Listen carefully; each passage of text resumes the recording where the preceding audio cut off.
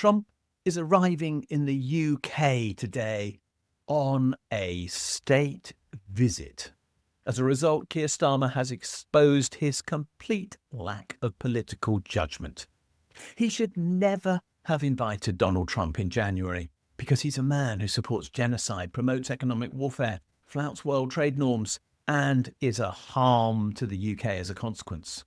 So why are we having a state visit? There are three dimensions to this question. First of all, why did Starmer invite Trump?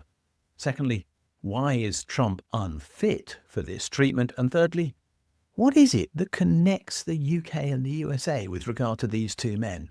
Could it be that we're both seeing our democracies falling apart?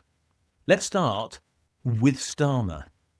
You will recall that in January, it seems like a lifetime ago, but I promise you it was this year, Starmer went to Washington with a letter in his pocket, which he dramatically pulled out while sitting in the White House, and gave it to Trump and said, "The King would like you to come on a state visit. This is unprecedented. It's not happened to any other leader ever.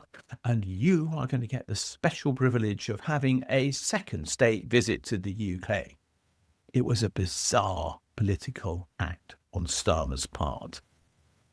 What is now clear, and which Starmer should have been able to predict at the time, but apparently couldn't, is that Trump is pursuing economic warfare. He's supporting genocide in Israel.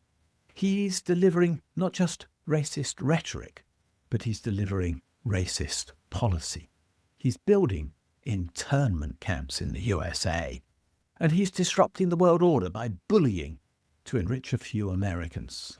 What happened was that Starmer showed that he had a massive lack of political judgment when he gave that invitation without checking out the facts about Trump in advance. He should have realised that Trump was going to violate the norms of human rights that exist in the UK, that he was going to violate international law, that he was going to violate trade norms, and he was going to try to bring down diversity, equality, and inclusion, which has become normal in the UK, but which Trump is trying to make abnormal everywhere. The result is that Starmer has embarrassed himself, his government, Parliament, the royal family, and the UK as a whole. And perhaps worst of all, Starmer has indicated that he aligns his interests with those of the far right as represented by Trump. Unsurprisingly, he's alienated a very large number of people in the UK. And he's invited a man, let's be clear, who's arriving today, who is unfit to be treated as the recipient of a state visit. On genocide, he's preventing the United Nations from recognizing what is happening in Gaza and is offering US complicity. He's corruptly seeking to gain from the ethnic cleansing that is going on in Gaza, with his grand plans to make it a US protectorate, which he and his friends will then redevelop for their own personal profit. He's courting Putin, on and off, but regularly, and as a result, he's the threat to UK and global security. His rhetoric is warlike. He's renamed the Defense Department as the Department of War. That is not the act of a person who's coming in peace to London today. Those make a state visit and the privileges that go with it wholly inappropriate. And let's be clear, the world has noticed what Trump is up to. His approval ratings in the US are plummeting. He's profoundly unpopular in the UK, and Starmer's own favourability is weak. He's lost at least 10% of the support he had when he was elected to office last July. That is July 2024. And that's a massive swing away from his Labour Party. The point is, neither of these men, both of whom were elected in 2024, although it does seem much longer ago, really reflect the genuine public will of their countries. And nor did they win the hearts and minds of most in those countries to lead them. They are, in fact, the products of failing democracies working with first-past-the-post electoral systems that produce outcomes that cannot, will not, and never can do, and now never will reflect what people really want in the countries in question. Their elections failed to reflect people's preferences. We need to restore democracy and not play with royalty.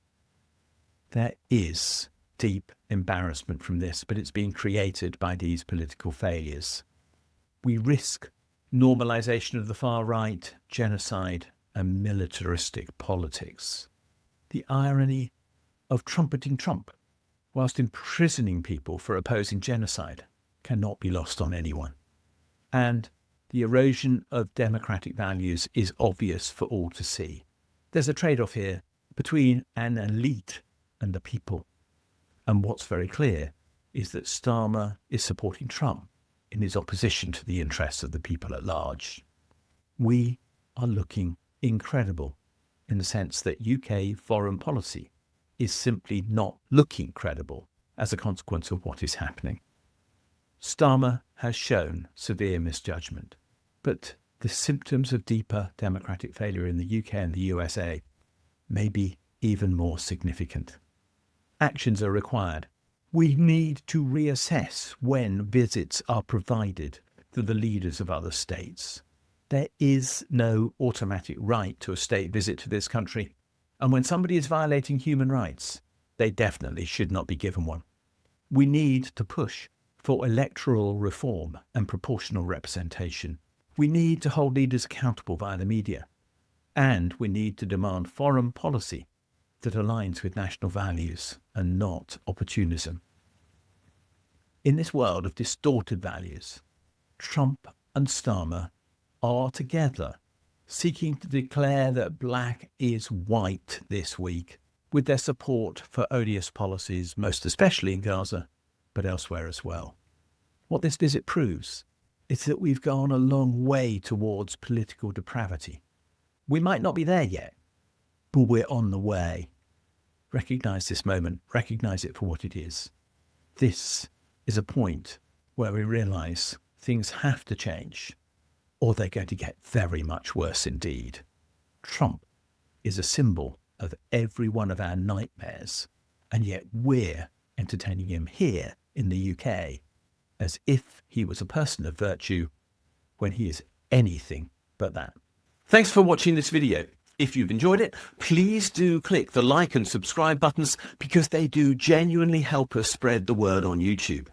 As importantly, could you have a look at the section below this video where it says more, and there you'll find a link to my blog. And if you follow that for the specific link to the blog entry related to this video, you'll find a transcript of this video and lots of other related material, plus a ChatGPT prompt that you could use to write a letter to your MP on the contents of this video, which will turn you into a campaigner, which will be a great thing to do. Finally, if you do appreciate the work we're doing, can you think about giving us a donation? If you'd like to do so, there's a link below, or you can find one on my blog where there's a Ko-fi button saying, please buy me a coffee. Thanks a lot, and we'll see you again soon.